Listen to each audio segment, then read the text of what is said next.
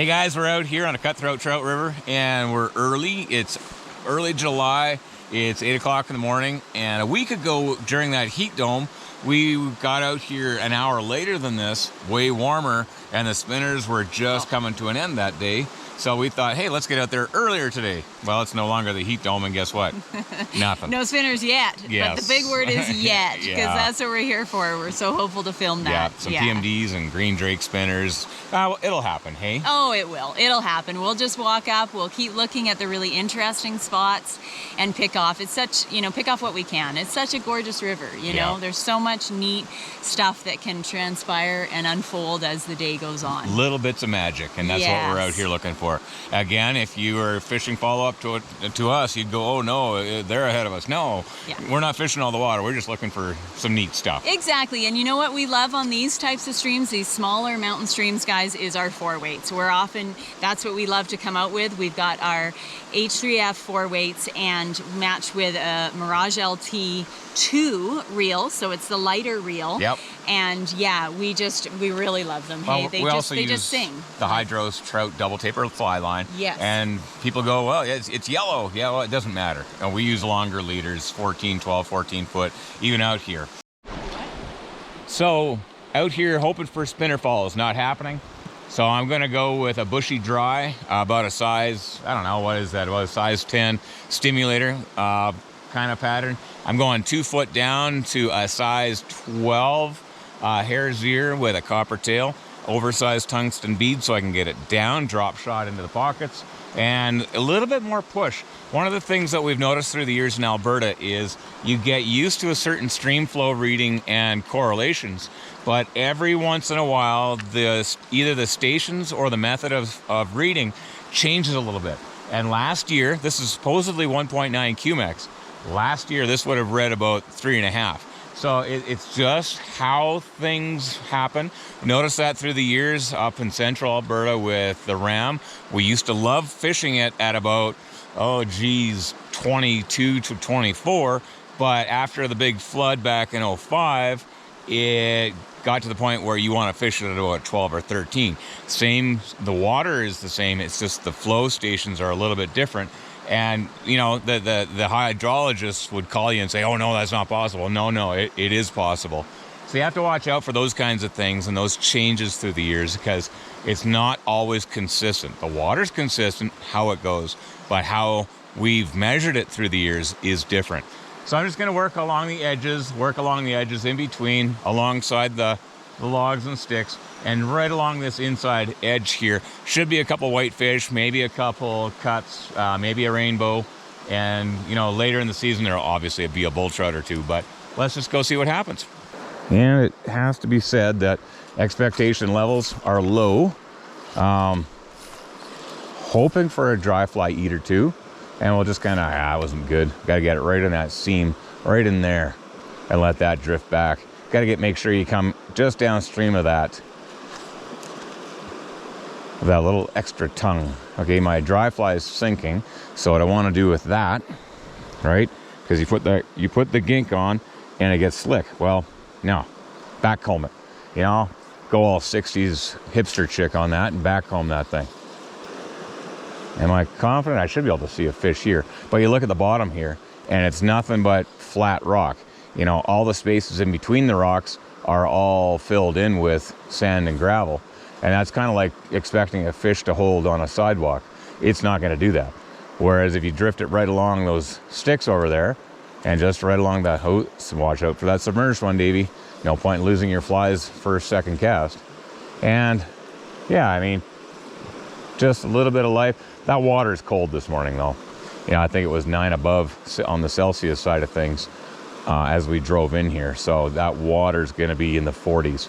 And we all know that isn't a recipe for dry fly cutthroat trout. So this stuff, it might have been a take on the lift there. Oh well, just along this seam in here. And we'll just see what happens. We know there's a fish or two here. There has to be. There cannot, on this river, there's only so much of this kind of habitat per kilometer. So the fish are here. It's just a matter of, are they moving or not? And yes, you could go deeper. You can do a lot of different things. But at the end of the day, if they're glued to the bottom. Oh, there's one. There he is. I saw him move off the bottom. I saw that fish in the sunlight move across the bottom and eat my nymph. And about 2 seconds later, the dry fly went down. So yeah, if you pay attention to that stuff, hey, that's gorgeous, hey? Regular time right now. Almost Yeah, it's a weird fish. It's got cutthroat fins, yeah. but no cut. It's got rainbow spotting. Yeah. So, okay, here we go. Go for it. Wicked. That was a good little start to the day. Okay, let's do that again. Again, you can mend it. This is where that leader does some neat stuff for you. And in that sunlight, I'm just looking for any movement coming to my nymph as well. So lots of opportunity here. That's a little too far inside right now. Let's go with that one.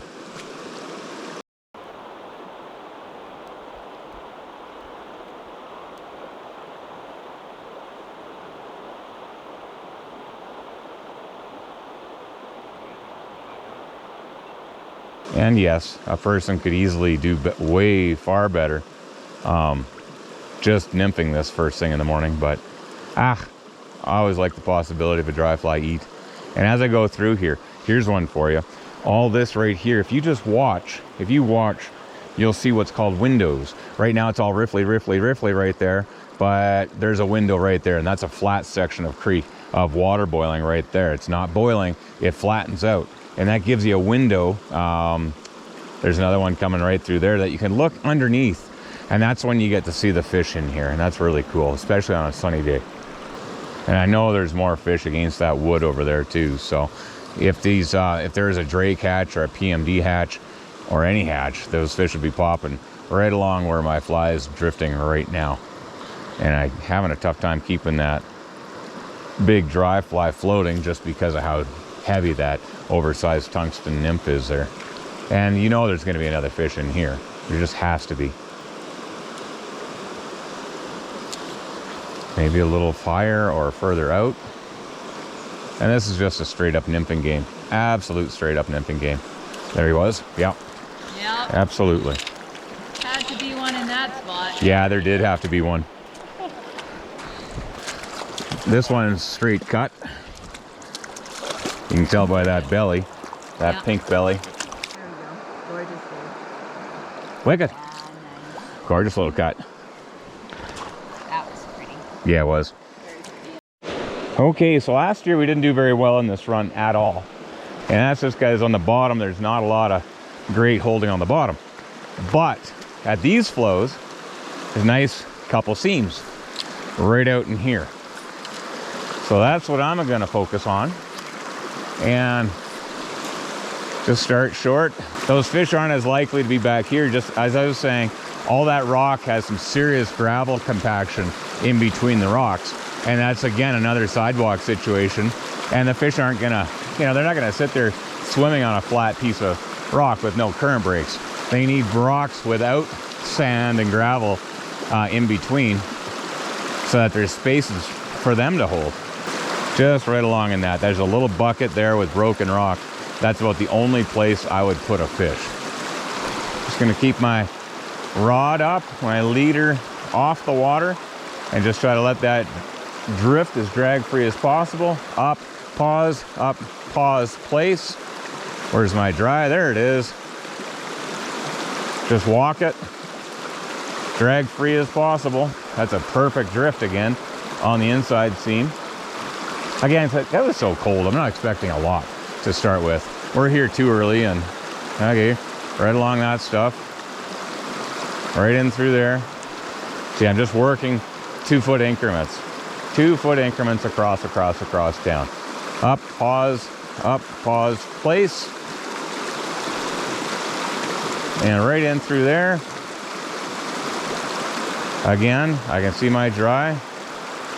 He's happy. I don't know what it is. It's just a big push of water is the problem here. It's, it's fish habitat, but on the bottom, there he is. Yeah. It's kind of almost a tight line situation because you're just walking everything through there. And it's gorgeous little fish.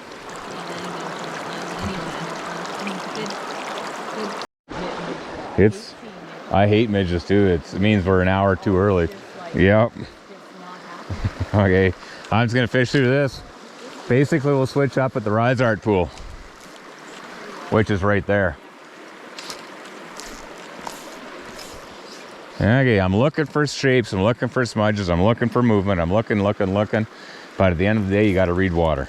And, you know, they could easily be anywhere on this flat. That's asking a lot, actually. Just, there's a lot of broken rock out there, don't get me wrong. But they like their overhead cover, and that usually means right on the seam lines. But I'll put right along those sticks, right along that. Why? Because they will like their overhead cover. And I'm not seeing anybody through here. I'd see green, I'd see blue, I'd see a brown back, I'd see a yellow side, I'd see a lot of things. Put it a little bit shy on the inside. My guess is it's going to be up over here, not so much on the push of flat water, but we'll fish it because I'm all lit up. I got to make sure that I'm not just going to get busted. So I'm going to cheat and put one on the inside just in there to make sure I'm not spooking anybody off that inside edge. And don't just rip it here. It's just there. Just slowly strip in and then up, pause, and place right into that seam. Got to watch the drag right in front of you here, right? And there's a reach. That way, that little reach man there will allow that dry fly to arc through there beautifully. But again, last year there was only one fish in this run that I caught 3 different times, which was bizarre, but that's how it went. So you just don't know. Again, I think it's that hard rock bottom filled in between the rocks with gravel and sand. So you can't really rely on it being great habitat. Cheapers, hey? Looks so good. Give us a bug, eh? Give us something. Give us a fish. Right along here, just systematically working across to the best water, to the edges of the seams. Right along in there. That's just crazy. There he is. Just at the last second. That's a nice fish. Looks like a chunky monkey. Wicked. Check your nymph? Yeah. Oh yeah, nothing's eating dry flies yet. I wish. That's a pretty fish. Hey, for 9 o'clock, 8:45 in the morning, early July. Yeah. There we go. Come on, buddy. There we go. Beautiful fish. Beautiful cut in the morning. Oh, that is a gorgeous. It's a gorgeous fish, and not only is it sunrise light, but it's smoky sunrise light, No kidding, hey? which is another thing altogether. That is that. Yeah, we're good, love. Anytime. Hey, here we go. Beauty. Gorgeous fish, eh? Woo! Sweet. Same exact spot as I caught a fish last year at this point. Yeah. But I remember last summer I only caught the same fish twice, and both times in the exact same spot. So That's super cool, hey? all right, so last year I got a real gorgeous 19-inch cut twice out of this pocket, and it's just set up classic. Inside seam right up in there. Didn't go to the head straight off. Why? Well, because there might be 2 fish. Well, we didn't see 2 fish in here last year, but that doesn't mean that there's not right now. Way different water conditions, way higher right now than it was both occasions we fished it last year. Drift it through. How about the inside seam? Beautiful little inside bit right here. Boy, you'd think, wouldn't you? Right there. Right there. Come on now. I'd be setting my hook to the left with my rod if something ate that. So it's not bad line control. Well, depends on what you're ready for.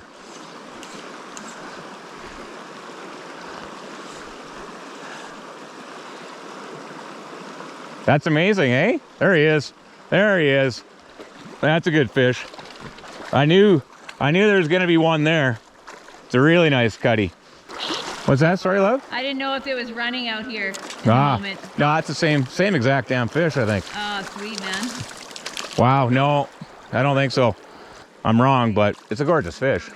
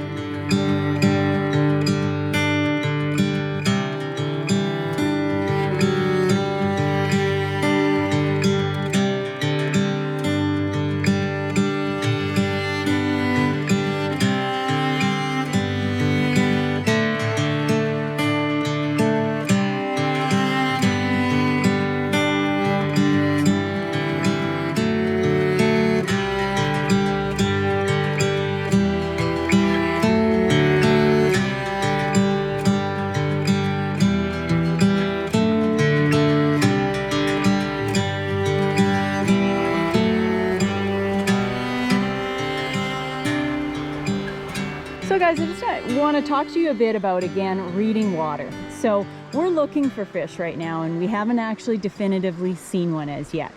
And what I want to mention is, if you see from where my rod is pointing, these slightly bigger rocks here, and all the way out for about maybe 10 yards across the river, you've got what we call almost a compacted, we actually refer to it as a sidewalk.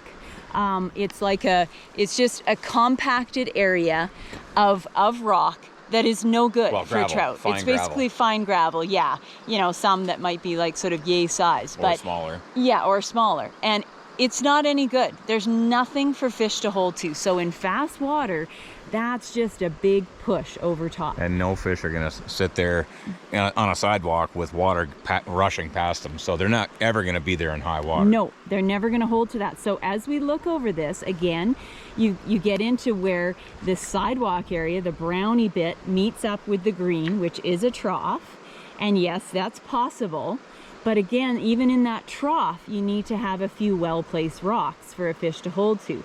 Now, what I was saying to Dave is I think some of the best stuff is right across the way along that bank, because not only is there a trough leading into it, but there is broken rock of, you know, sort of, again, basketball, volleyball sized rocks all the way through that. And, you know, maybe a bit of an undercut along that bank. But that's the difference between year to year, hey? Last year, This is all broken rock. This year, high water filled it in with fine gravel. It moves around every year and things shift. And just because your favorite spot from last summer, because there was 4 or 5 excellent, just gorgeous fish in here, we did some amazing filming of rising fish. Well, this year, no, filled in and complete different. So you can't, you know, it's not like the fish per mile, fish per kilometer is this fixed number, and it's always that. No, this might fill in. Now there might be, right now, 2 or 3 fish in here instead of 4 or 5. Well, it's just the flow. It's just a shifting of habitat, and that's why. Well, I remember when always clues in, because, well, things change, and it gets back to what we learned in New Zealand the last 14, 13 years of going. Change, every year's change. And if you enjoy something right now, be present for it and enjoy it right now, because next year or tomorrow is gonna change. That's the absolute certainty with water, especially trout streams in the mountains. All right, we got another run here, guys. Definitely has a little bit of broken rock, so I'm gonna fish it and have some hope. So far, not much depth. So far I've been shut out, but yeah, not a lot of depth back here, so I'm gonna make quick work of this to get to the top.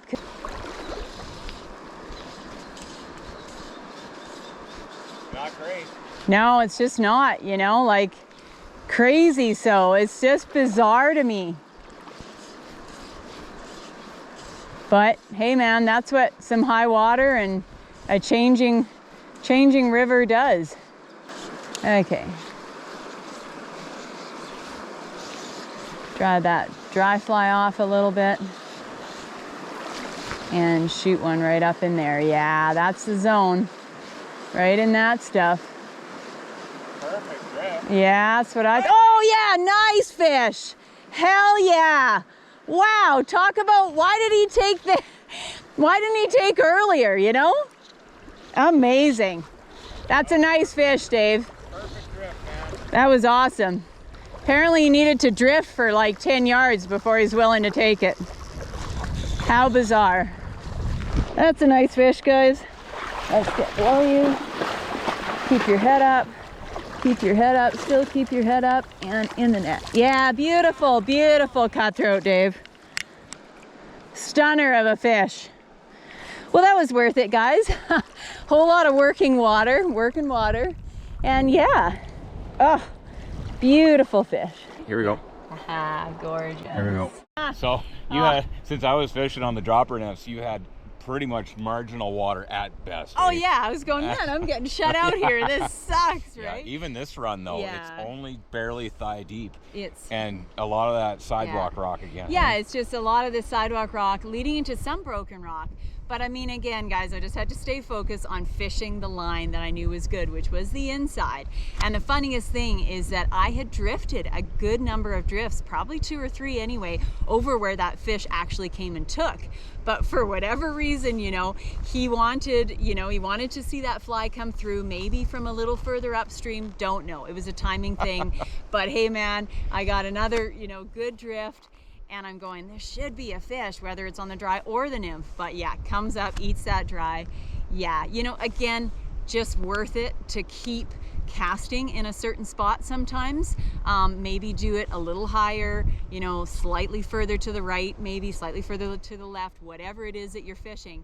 Because yeah, you know, there might just be, especially on a cutthroat trout especially stream, like that. right? Like in that seam, there's only about a 6-foot berth where it's more than knee depth and actually over waist depth. There's not much water there, and a lot of that is compacted rock, and there's only really about a 4-foot swath really where the broken rock is breaking the current. So that's right. It makes that drift pretty obvious, and you've got maybe another 10 yards of water above where that fish took, and then it's over again. And that's just it, right? And then we're on to the next run. So let's go see. So guys, you're hearing us talk about a sidewalk. Well, this is a perfect example right in front of us. Look at this. As we walk up this is exactly what we're talking about, sidewalk. And if you look across that channel, that's gravel bar, and across that channel, it's all uniform, the same. And out there, this might be the biggest rock right at my rod tip right here. And look look how compacted this is, guys. This is just a bunch of small rocks, compacted. There's nothing for a fish to hold to. Yeah, so what we're saying is fish need current breaks in order to hold. Otherwise, they're just going to be doing nothing but swimming all their life. And you don't want fish, you know, there's no way. Yep. You need rock, you need a trough, you need a gravel depression, you need logs, you name it in a stream like this. Structure, yeah, defined structure. Otherwise, you're asking a lot of fish to be swimming. And now the other kick is, imagine being waist deep in this water. Look at Amelia. And if that water is waist deep, that's just a causeway, and that's what we talk about. Yeah. So there's nothing for a fish to hold to. They have to be in those slots, depressions, troughs. Otherwise, they'll be swimming. They're not going to waste their time swimming because they'll starve to death. So that's why when we come through here, we're talking about this a lot, and we're finding where there's deflections and troughs. Otherwise, there ain't going to be fish. So let's go for a walk.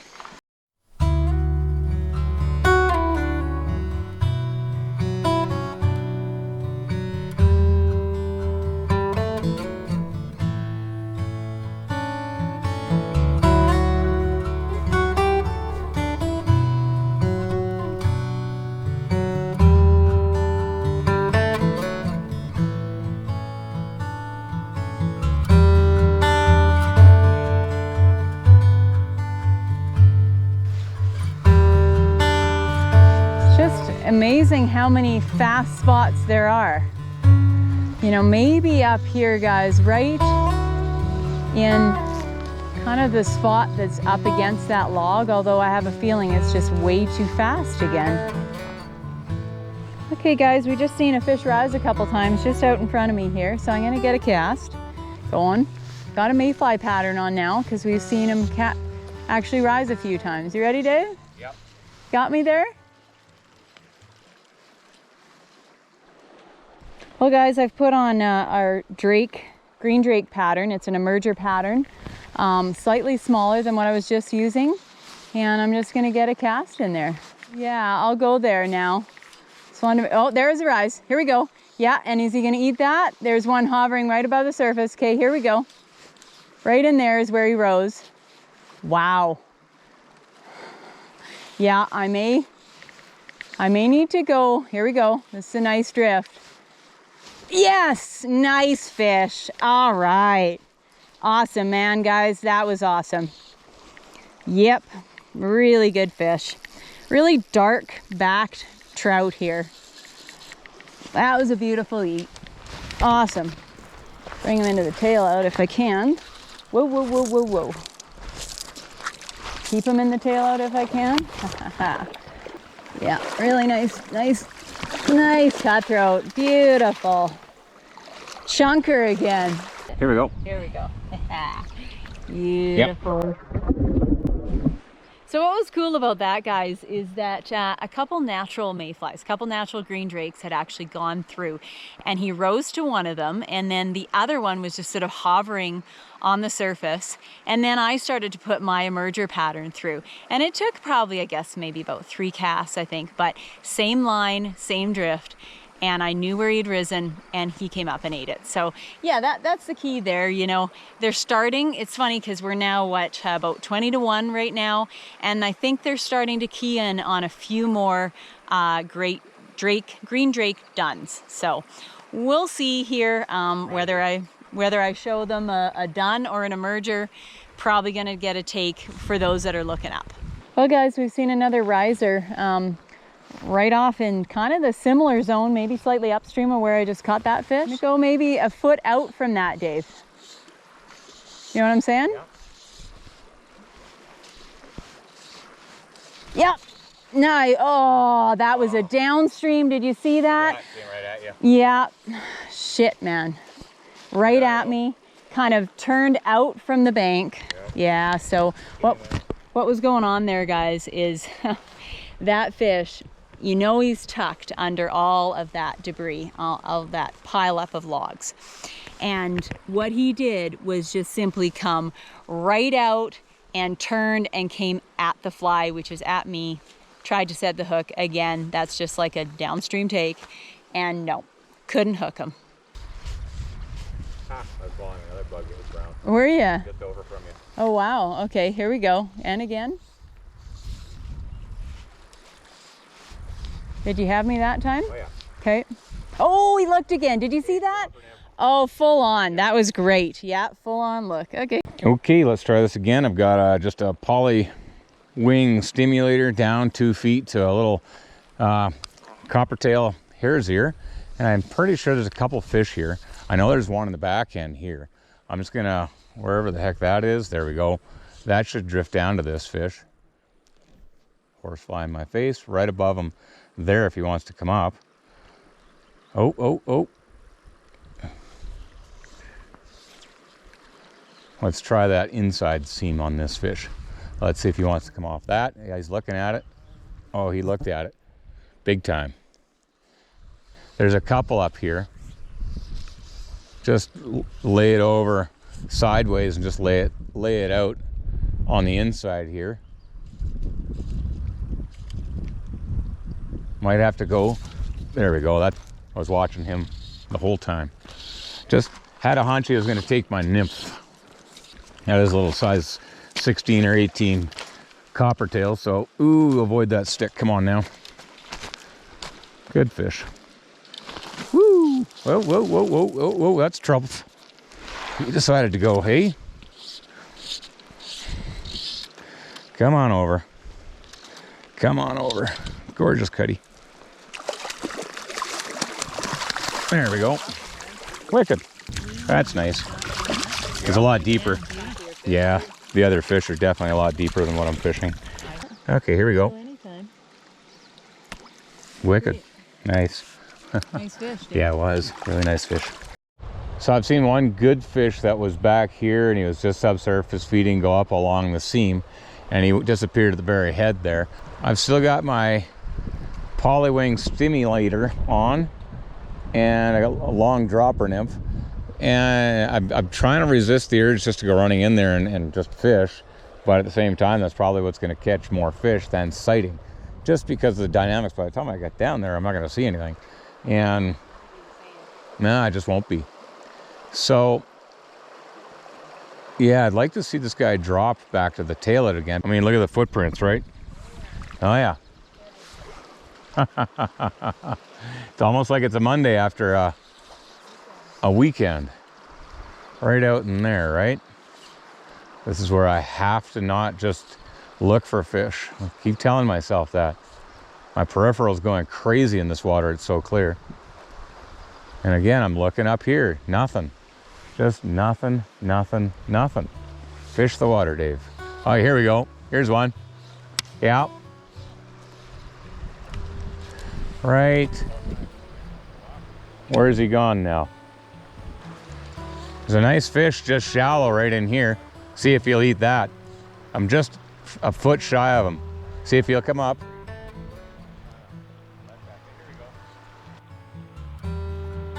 Right on. Right up on that dry. That's cool. Absolutely stunning. Unexpected as. Yeah, eh? I think I didn't expect it to be dry after all that.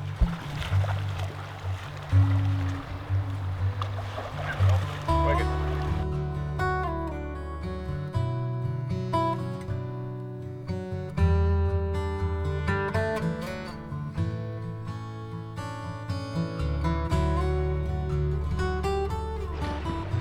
Okay, it's rolling. There we go. There we go. Right. Nice. There we go. Down you go.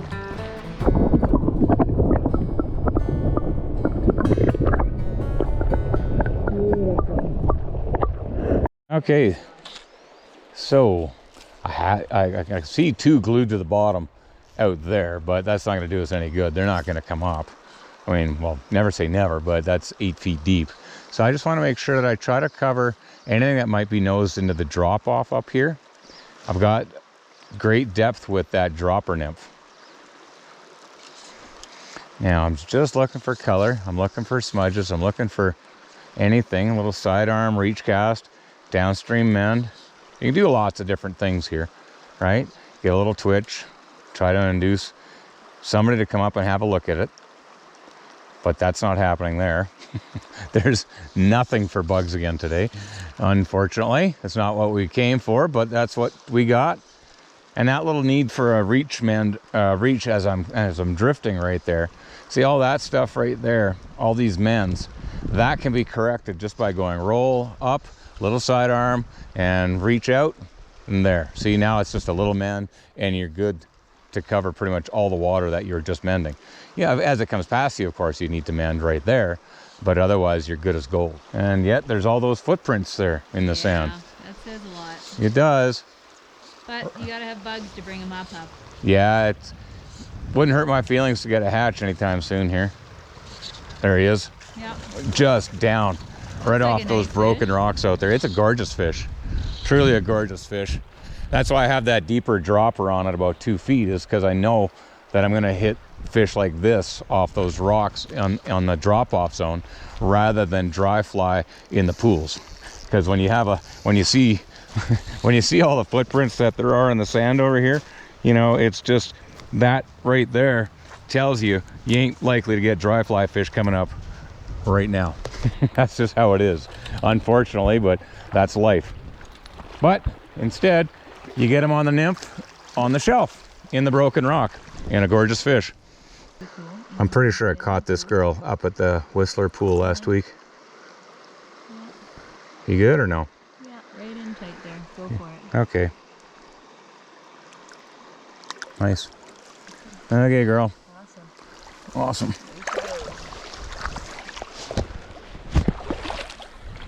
Yep. Alrighty. Right back at her. We're just gonna keep working the rocks for another maybe 10 yards. That'll be it. Because if they're not in here, if they're not in there, they got to be in this broken rock up top. They'll go back here for cover, don't get me wrong. Definitely, man, if you could pretty much set up shop and nymph this water and do really well right now. Yeah, the fish that flashed on me is not there, so I'm just going to work up a bit. That's actually too far out for my liking. There, but he took the dry fly. That's the stuff where you're going to get the dry fly eats, right? Not this big pool back here.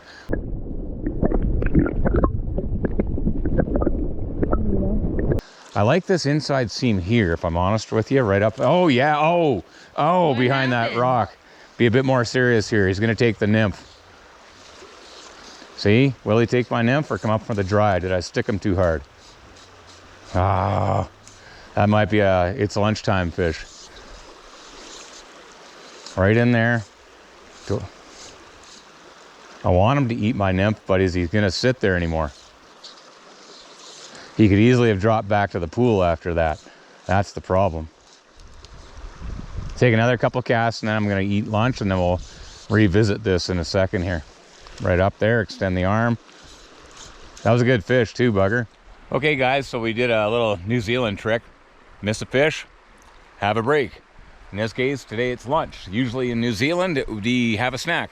So the idea is the fish all the footprints are just right there from the weekend. And I know that the fish in the pool, well, there's very few. You can see a couple glued to the bottom. You know those got worked over the weekend. We got the one there. Got another one up here landed. I missed one there. And I had one roll over there that I lost. And then I missed a head up here. And those are the fish. I don't think I'm going to get anybody else to come out of this stuff down here. Nobody's risen. Nothing doing. But I've got a double mayfly set up here, about 10 inches apart, a size 12 and a size 16, just a hair wing emerger. And I'm just gonna rework this water. I know that one fish that I missed has risen since. So let's go and have a look. I'm just gonna work basically from that drop-off zone up to the stump up there. It's all broken rock and it's all shelfy water. Perfect water break, current break. Let's have a go.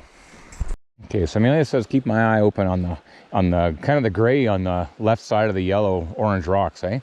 And do I dare come in here right away? Well, if you do, be definitive about it. Right in there. Oh, big refusal on that lead fly. Oh, I see him now. Okay, buddy, it's on, little buddy. Right in there. Okay. He refused my big dry fly. Okay, so he's really onto these flies. Maybe he wants the small fly. Give myself an extra 2 feet. It's actually a big fish. He's a big fat cutthroat. Got a horsefly biting me. That's always fun. So he's not going to look at my little mayfly in behind that. That's amazing, actually.